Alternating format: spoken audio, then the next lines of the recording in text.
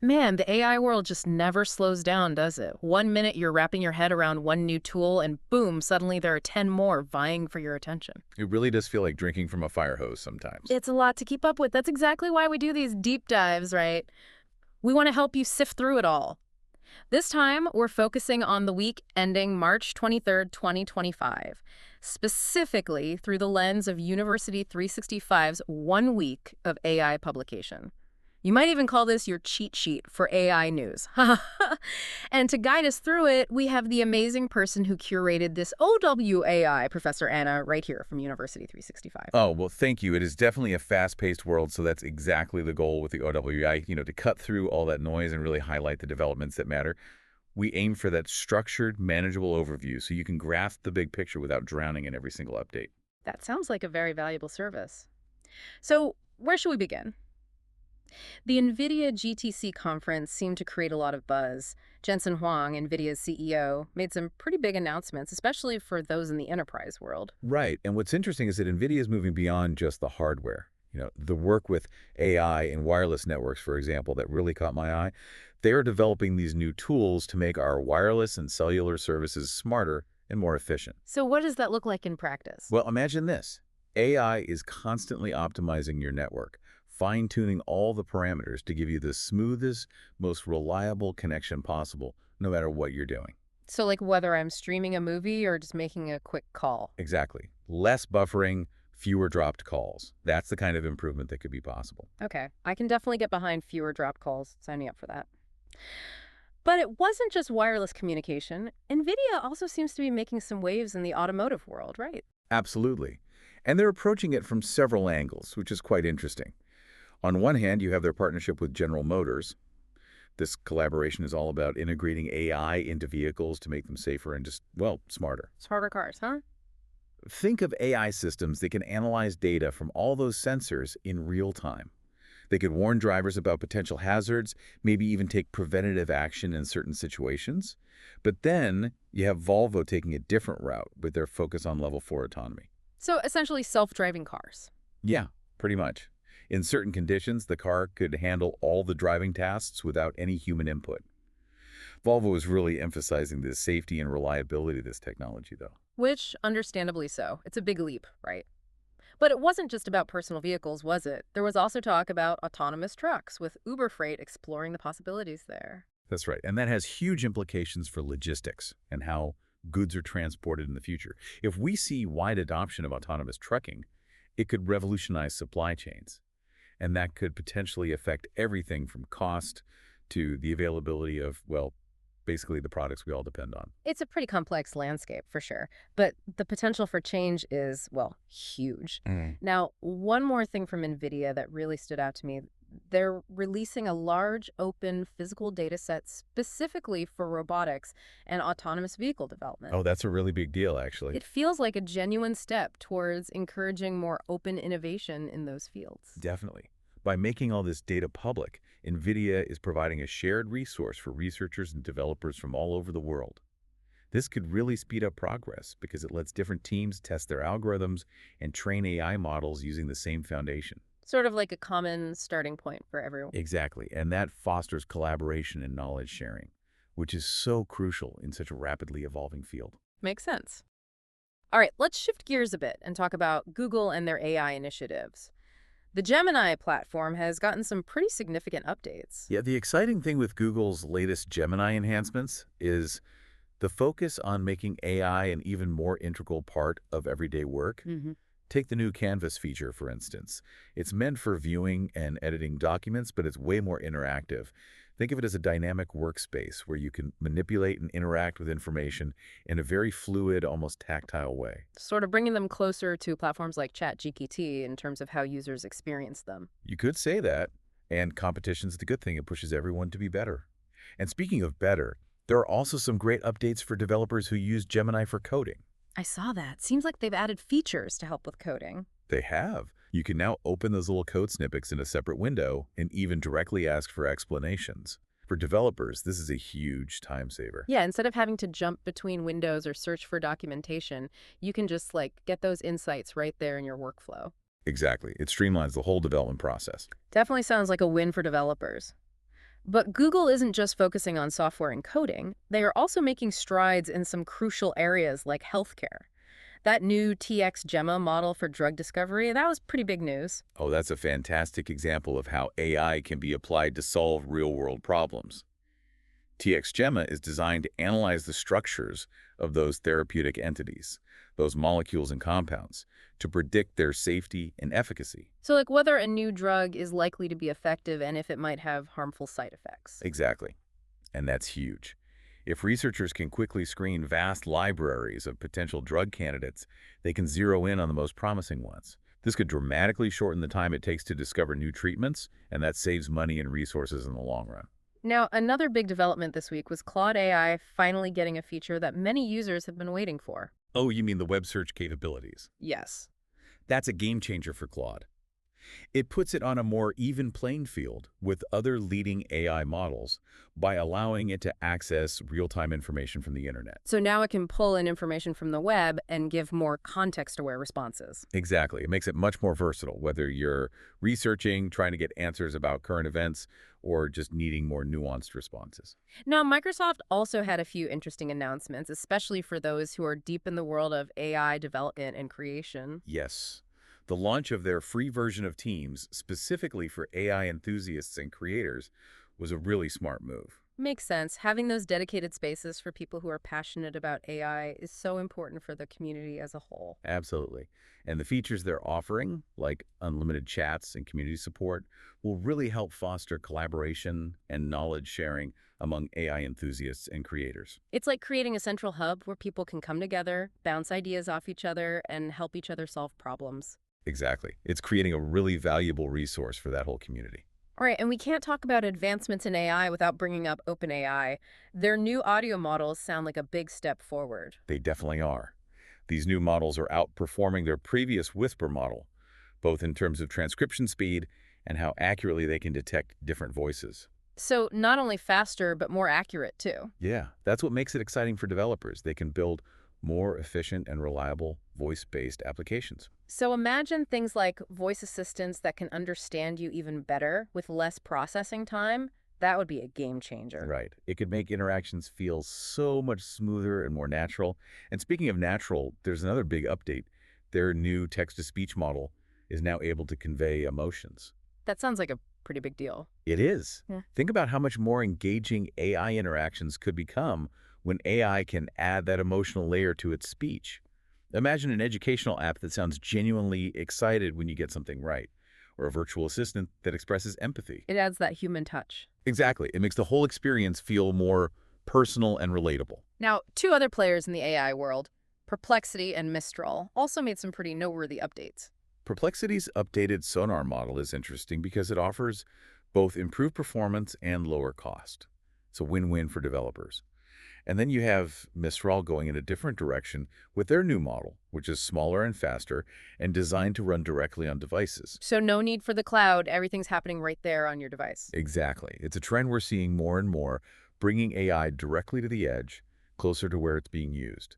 And that opens up a lot of possibilities, especially for devices with limited connectivity or processing power. Now, a bit of a surprise this week was Adobe, known for its creative software, getting into the AI agent game. Right. Their new AI agents, which will be integrated into their Journey Optimizer platform, are all about helping businesses understand and engage with their customers on a deeper level. So like a more personalized, tailored experience for customers. That's the idea.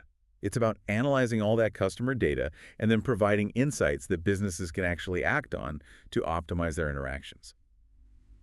Think of it like this. An AI agent could look at a customer's browsing history and then instantly suggest relevant content or even special offers.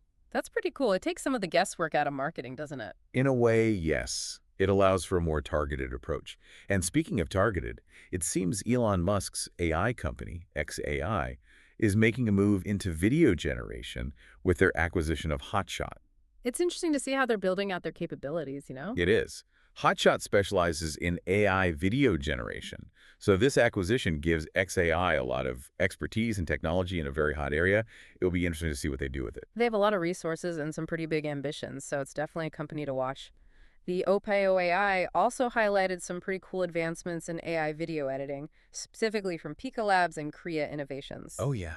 Pika Labs has a new feature that lets you manipulate characters in a video while keeping the background untouched. So, like changing what a person is doing or how they look without having to reshoot the whole scene. Exactly. It offers a lot of creative freedom for editors. And Kriya Innovations is going in a different direction with a new AI video training feature that gives creators more options and customization in how they produce and edit their content. Always good to have more choices, right? Absolutely. Now, Stability AI, another big player in the generative AI space, announced a new 3D video model. What's the story there? It's called the Stable Virtual Camera Model. Yeah. What's cool about it is that it allows for multi-view video generation. It basically gives creators more control over the perspective and how they frame their videos. So they can generate a scene and then explore it from different angles. It's like having a virtual camera crew at your fingertips. That's a great way to put it. It makes for much more dynamic and engaging videos. And then there's Roblox, the incredibly popular gaming platform. Even they are embracing generative AI with the launch of their Roblox Cube system. I love this one. Roblox Cube has the potential to make game development on their platform much more accessible. It allows users to create 3D objects using just text prompts. So you don't need to be a coding wizard or a 3D modeling expert. Not at all. You can just type what you want and the AI will generate it for you. It could lead to an explosion of new and creative content on Roblox. Talk about democratizing game development, right? Exactly. It lowers the barrier to entry and empowers anyone to become a creator. Now, this next development was a bit unexpected. The report mentioned an Italian newspaper, Il Foglio, actually producing an entire edition generated by AI. That's a pretty big milestone for AI in journalism. It really raises some interesting questions about the future's news production, doesn't it? It does. While there are a lot of discussions about the implications, it demonstrates how quickly natural language processing is advancing. And it shows that AI can now create content that's coherent, informative, and publishable. On the hardware side, Big Screen released their new VR headset, the Big Screen Beyond 2. It seems like they were really trying to make virtual reality more user-friendly. For sure. The design is much more compact, like a pair of goggles. It's all about portability and comfort, making VR more appealing and accessible to a wider audience. Yeah, it's a big shift away from those bulkier headsets we've seen in the past. It makes VR a more realistic option for everyday use. Now let's dive into some of those mind-blowing individual breakthroughs from the OWAI.